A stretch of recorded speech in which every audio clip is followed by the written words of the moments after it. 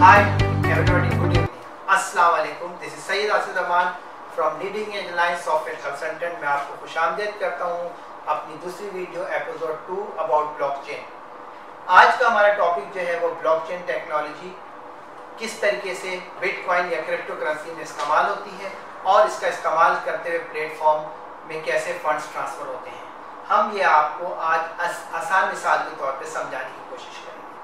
लेकिन पहले तो हम ये आपको समझ लें कि जो नई करेंसी बिटकॉइन ये क्या चीज़ है. Blockchain was originally created to support a crypto currency Bitcoin, जैसा कि मैं आपको पहले बता चुका हूँ. As a new currency Bitcoin is a tremendous successful in only a decade. It gained widespread adoption. It has been introduced to the people of new concept of distributed ledger, which is the fundamental technique behind blockchain. As a freely tradable independent currency, Bitcoin has a number of uses such as cross-border payments, जो कि बहुत ज़रूरी है. आज हम cross-border payments ही के बारे में बताने की कोशिश करेंगे कि payments किस तरीके से अमल में आती हैं और इसका लेजर कैसे लिखा जाता है. अब सबसे ज़रूरी है कि पहले मैं ये बताने की कोशिश करूँ कि इसकी ज़रूरत क्यों पड़ी. कहने का मकसद ये है कि बिटकॉइन और या फिर किसी क्रिप्टो करेंसी की क्या ज़रूरत पेश आई कि क्योंकि हमारे पास और भी मीडियम और ट्रांसफॉर्म थे जिससे फ़ंड ट्रांसफ़र किए जाते हैं, बैंक्स हैं, एक्सचेंज हैं.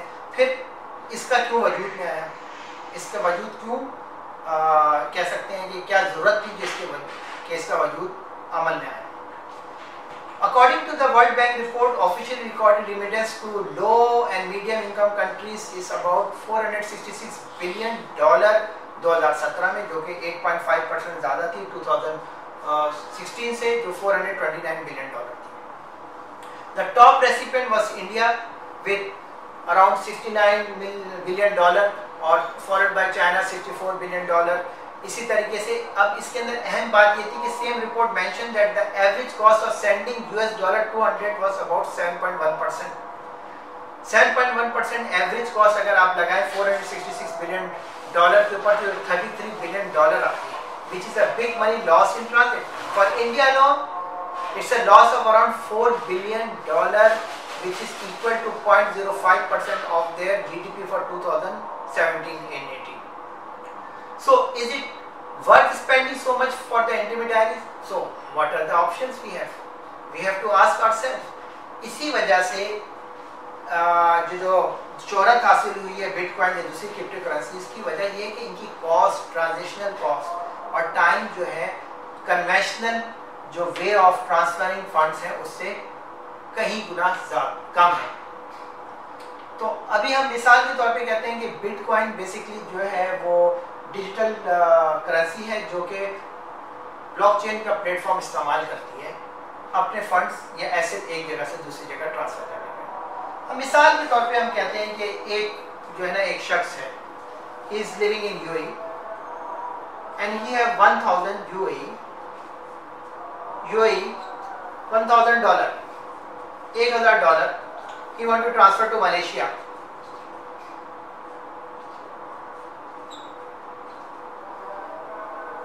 जो मिस्टर ए है यूएई में, वो मिस्टर बी को मलेशिया में $1,000 ट्रांसफर करना चाहते हैं. इसके लिए उनको किसी ट्रस्टेड थर्ड पार्टी का सहारा लेने की जरूरत पड़ेगी, जो कि बैंक हो सकता है या मनी एक्सचेंजर हो सकते हैं. तो जो ट्रस्टेड थर्ड पार्टी क्या करेगी इनके लिए, मिस्टर ए से $1,000 लेगी और मिस्टर बी को तलाश करेगी मलेशिया में और उनके अकाउंट में ट्रांसफ़र करेगी $1,000. इस ट्रांसफ़र के लिए जो है वो चार्ज करेगी मिस्टर ए को और हो सकता है मिस्टर बी को भी चार्ज करेगी, और एक अमाउंट डिडक्ट करने के बाद जो एक्सचेंज रेट है उस वक्त जो भी एक्सचेंज रेट भी आएगा इसके अंदर फ्लक्चुएशन पैसे मिस्टर बी को पहुंच जाएंगे. अब इसके अंदर क्या है कि नॉर्मली आपको पता है कि अगर आप बैंकिंग ट्रांजेक्शन से कर रहे हैं तो इसमें 2 से 3 दिन लगेंगे और ट्रांजिशनल कॉस्ट इस अराउंड ये है कि जो 7% भी अगर आप ले लेते हैं इसका मतलब ये है कि $70 के करीब आपके जो है वो ट्रांजिशनल कॉस्ट $71 के करीब आ चुकी होगी. अब इस चीज़ को अगर यही ट्रांजेक्शन अगर आप किसी भी क्रिप्टो करेंसी में कर रहे होंगे तो उसके अंदर बिटकॉइन में कर रहे होंगे तो the maximum time required to do this transaction is only 10 minutes और उसकी कॉस्ट जो है वो अराउंड 1% है. इसका मतलब है कि $2.1 में आप $1,000 की इक्विवेलेंट बिटकॉइन या क्रिप्टो करेंसी ट्रांसफर कर सकते हैं. तो क्रिप्टो करेंसी को इस्तेमाल करते हुए, इस टेक्नोलॉजी का इस्तेमाल करते हुए जो कि ब्लॉकचेन के ऊपर है, हम 3 चीज़ें कर सकते हैं। एक चीज़ ये कि हम टाइम सेव कर सकते हैं, ट्रांजिशनल टाइम। दूसरी ये कि ट्रांजिशनल कॉस्ट सेव कर सकते हैं। ट्रांजिशनल कॉस्ट जो भी आ रही होगी उसमें अच्छी खासी कमी वाक़ई हो जाएगी। तो और थर्ड, ये ट्रांजेक्शन सबसे अहम बात है, ट्रस्टेड थर्ड पार्टी के बगैर अमल में आ जाएगी। यानी कि 3 जो है मेन फवायद हासिल होंगे ब्लॉकचेन टेक्नोलॉजी को इस्तेमाल करते हुए फंड ट्रांसफर के लिए।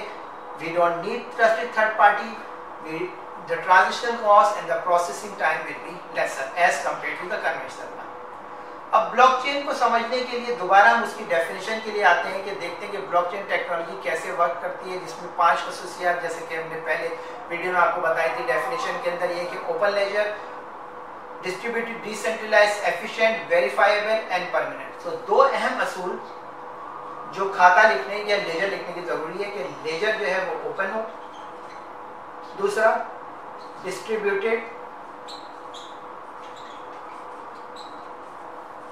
और डिसेंट्रलाइज हो।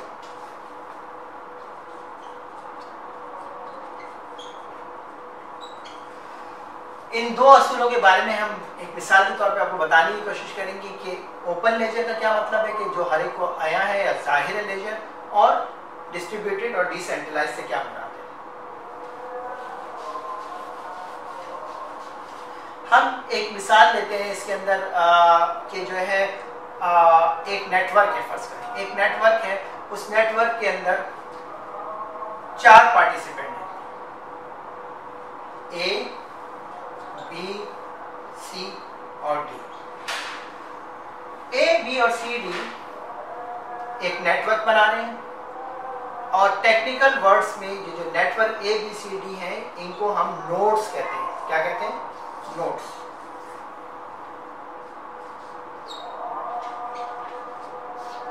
ये आपस में बिटकॉइन टेक्नोलॉजी, ब्लॉकचेन टेक्नोलॉजी इस्तेमाल करते हुए बिटकॉइन या कोई भी क्रिप्टो करेंसी जो है वो ट्रांसफर करना चाहते हैं। मिसाल के तौर पे ए के पास स्टार्टिंग में इस वक्त $10 मौजूद है।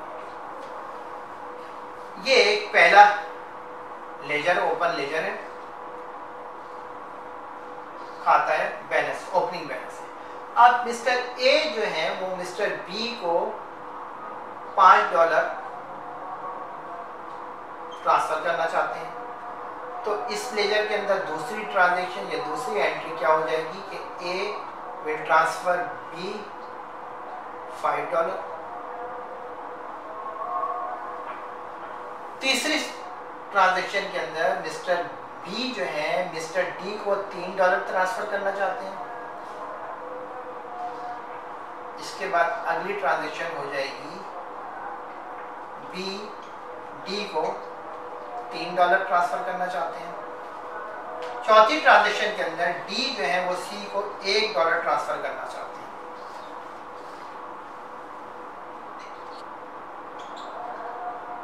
अब ये आप देख सकते हैं कि ये ट्रांजैक्शन क्या हो रही है, ट्रांजैक्शन आपस में सीक्वेंस में आती जा रही है।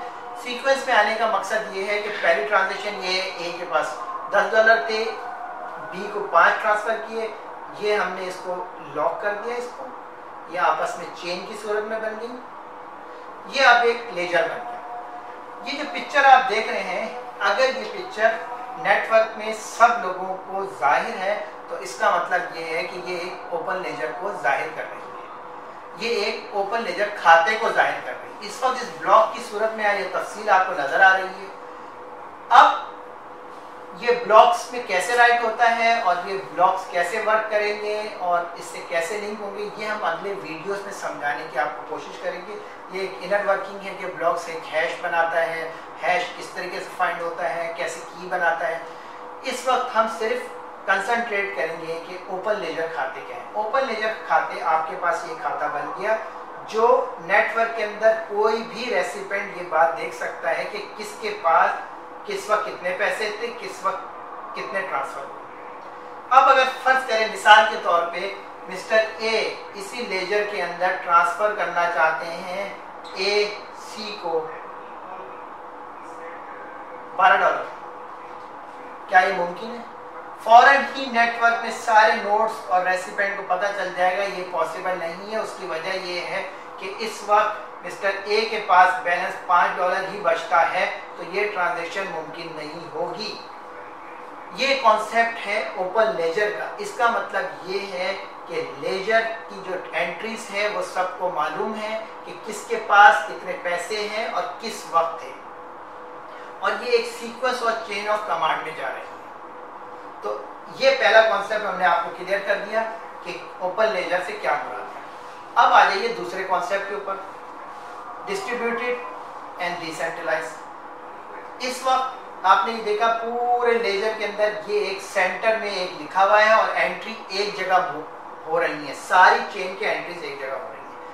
अगर यही एंट्रीज मैं डिस्ट्रीब्यूट कर दूं इसकी कॉपीज ए बी सी और डी के अंदर, तो इसका मतलब है कि इस चारों के पास सिमिलर रिकॉर्ड आ गया।